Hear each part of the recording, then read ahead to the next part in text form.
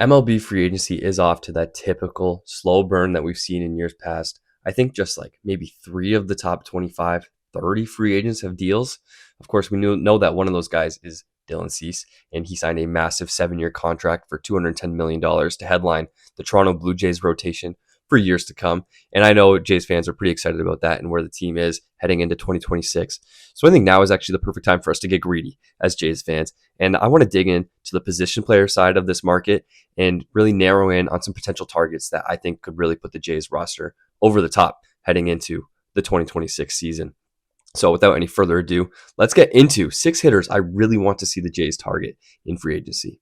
The first guy on this list that I want the Jays to target is Kyle Tucker because obviously he is the top free agent on this market this offseason. He is the easiest way to make a team better, and any team that he chooses to sign with or is lucky enough to sign him is going to be better instantly the moment he joins that roster and that lineup. He's going to be hitting in the middle or at the top of whichever team he signs with lineup for the next probably 8 to 10, maybe 8 to 12 years, depending on how long this contract goes.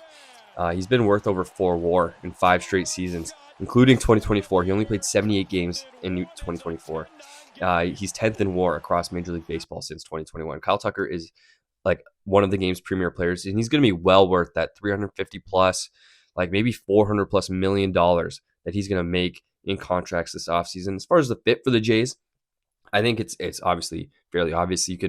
Any team in baseball, all 30 teams should be trying to make space for Kyle Tucker on their roster right now.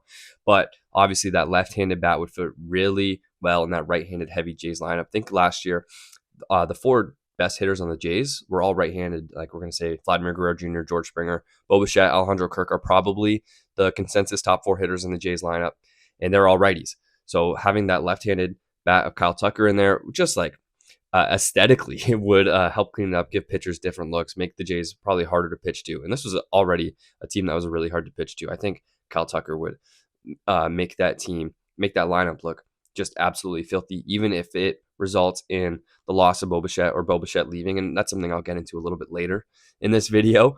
But I think Kyle Tucker should be the number one option for the Jays as a free agent. The outfield would line up Anthony Santander, Dalton Varsho, Kyle Tucker from left to right. I think that's a pretty nasty lineup, and that goes without even mentioning Addison Barger, who will be open up to play third base. I like Barger as a third baseman more than an outfielder, I think. I think he's a decent defender at both positions, but he came up as a shortstop, and I think like he's probably got a chance to be a pretty solid third baseman. I love the way the arm plays across the diamond. And then the case for the Jays to sign Tucker, I think as much as it is about the fit and like Tucker wanting to win and coming to Toronto and like how much fun that would be for the Jays, and if the Jays can get that done, like obviously they have to do it. But like who else is going to pay Tucker $400 million? Like the Jays have George Springer's money coming off the books next year. They've got like 80 something million coming off the books after the 2026 season. So there is space. Like the 2026 team may be a little bit too expensive and they may have to take a step back in 2027, but that's something that they're going to be able to do with how much money is coming off. So what other team is going to pay Tucker $400 million? The Yankees have been crying poor all offseason. They're trying to manage expectations. They seem satisfied to sign Cody Bellinger and call it an offseason. The Mets maybe have a spot after trading Nimmo, but like that's also a pretty quiet, like they've been pretty quiet for most of the offseason. The Dodgers, of course, are always going to be a threat, but it sounds like they'd have to make a trade, like maybe move Teoscar Hernandez out to make some room. The Phillies are going to be in there. Like I could really see the Phillies making a play. The Cubs have already been reported out of it. The Red Sox, of course, are always going to be in there. And then it comes to the Bo Bichette conversation. And like, if you have to pick one or the other, and you can tell what I think because I put Kyle Tucker first on this list ahead of Bo Bichette, and Bo Bichette will be on this list later. Don't you worry. But like Bo Bichette hasn't had a 4-win season since 2022. Kyle Tucker has had nothing but 4-win seasons in the last 5 seasons. So like, I think Kyle Tucker is the clear and obvious choice if it's a either or conversation. But who's to say that they can't do both? I'm certainly not going to be the one to say it. I think maybe the accountants at Rogers and in the Toronto Blue Jays organization might say no. But I'm going to say if you can do one, why not do both? All right, now that I made the most obvious case for a free agent signing of all time, maybe outside of Juan Soto or Shohei Ohtani, we will get into some other names that I might need to make more of a case for. So sticking with the left-handed hitting outfielder theme, I have Cody Bellinger, who last year is coming off of a really, really good season. He put up actually more WAR than Tucker last season, 4.9 F4. Over 152 games. He had a very, very, very good season. And the fit is actually almost entirely similar to what Kyle Tucker offers, except Bellinger is obviously older and the floor is much lower. So, Bellinger may have had a more productive, obviously 0.1 F4, like give or take, season than Tucker. Very similar season to Tucker.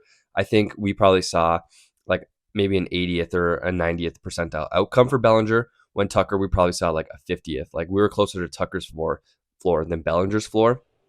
Aside from that, the fit makes a lot of sense to me. The left-handed stuff, getting that left-handed bat into this right-handed heavy Blue Jays lineup, I think would make it look a lot better. Bellinger could probably hit second in front of Vlad, and then you can use whoever you want as cleanup. Like Anthony Santander is still kicking around there. Maybe Addison Barger's ready to be that. Like surrounding Vlad with left-handed bats is a look that I really, really, really like. And the other thing that Bellinger does well for me that I know the Jays value is he plays good outfield defense, especially in a corner. Like the sprint speed at 30 years old is still very, very solid. He covered a lot of ground. He was a plus outfielder last year.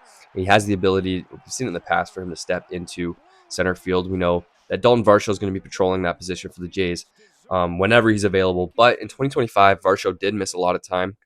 So it would not be a negative to have another guy on the roster that like is a viable hitter and belongs in the lineup because of his bat, but also has the ability to play center field. Maybe it means a little bit less Miles Straw at bats this season, which, all due respect to Miles Straw, probably not a negative thing and not something the Blue Jays are really too worried about.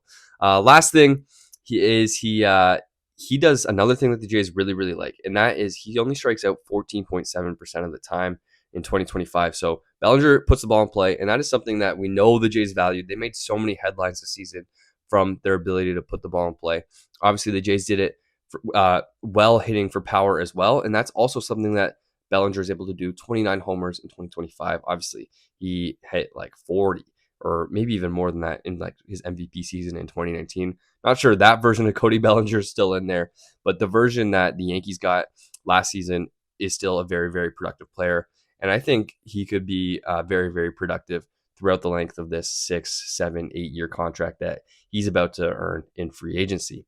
The only issue with this is that I'm pretty sure the Yankees are going to bring him back. They seem very, very determined to bring him back. As I mentioned in the Tucker breakdown there, it seems like the Yankees might just be content to bring back Bellinger and maybe add a starter and call it an offseason. So if that's going to be the case, you might get stuck with another outfield option. But I think the Jays may be able to push the Yankees on Bellinger. And if the Jays really like Bellinger, who's to say that they can't go splash some money and go get him? Okay, so it doesn't take a genius for me or really anybody else to tell you that the Blue Jays or any team should try and sign the best free agents. The Blue Jays should try and sign Cody Bellinger. They should try and sign Kyle Tucker. Yeah, obviously, they're the best free agents. They're going to make a whole bunch of money. And the Blue Jays can do that. And hey, maybe they will do that. But I figured it'd be way more fun for me to kind of take a stab here and name a guy that is going to go under the radar. And that's Rob Refsnyder. Yeah, not probably who you thought you were going to see when you clicked on this video. But I think he could be a really fun pickup for the Jays. He was worth just one WAR in 2025, but he only played 70 games, and he pretty much played only against lefties, and he owned them. He hit 302 with a 959 OPS against lefties last year. 7 of his 9 homers came against lefties last year. He raked against lefties. He's under the radar, but maybe he shouldn't be because in that platoon role, obviously the weak side of the platoon, so you can't play him a whole lot. He's not a great defender. But that's what I'm saying. In the platoon side of the role at the plate, I think that Refsnyder has a lot to offer a team, and he would look great in a platoon with Addison Barger in right field. Like just let Barger sit against lefties and let Refsnyder play and take Barger's spot on those days. Or he could give Dalton Varsho a day against the lefty. I'm not sure who plays center field for the Jays in that situation. Like you got to get Miles Straw in the lineup, but then like that probably is Refsnyder's spot. So I don't know if it really works. And the other issue is that there's a lot of overlap with what he does and what Davis Schneider does. So like that probably involves a Davis Schneider trade. And you probably like what Davis Schneider is going to give you. And especially at the price that Davis Schneider is going to give it to you at in 2026. But I think Refsnyder is going to be a fun option for whoever picks him up. And we know that the Jays have liked him in the past. Yeah, Ross Atkins has acquired Rob Refsnyder before. He played 32 games for the Jays in 2017. Listen, it's just a shot in the dark. I don't think it's probably likely to happen, but I think Refsnyder is going to have a good 2026 for whoever picks him up if they deploy him in the right role and let him just mash against lefties. That's what Rob Refsnyder does, man. And I think it could be a fun pickup for the Jays. Okay, and moving to the infield side of things, it should probably be illegal for me to have left him this long. This is the name you were expecting to see in this video. It's Bo Bichette.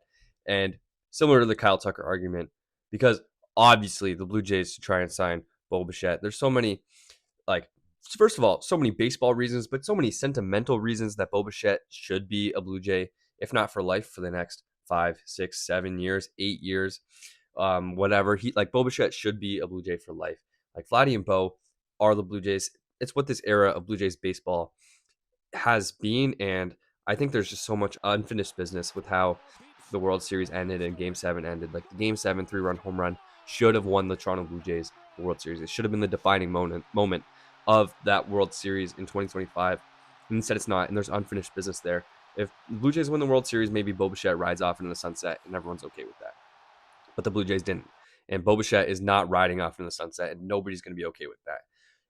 If it's Bo Bichette or Kyle Tucker, listen, I'm still going to argue that it should be Kyle Tucker. But if Kyle Tucker is not a realistic option for the Jays or he goes elsewhere, I think the pivot to Bo Bichette should be fast. It should be done quickly. And I think Bo Bichette should be a Blue Jay for life. The only question I have is he willing to play second base? Because my shortstop is Andres Jimenez. We saw Andres Jimenez play shortstop throughout the playoffs.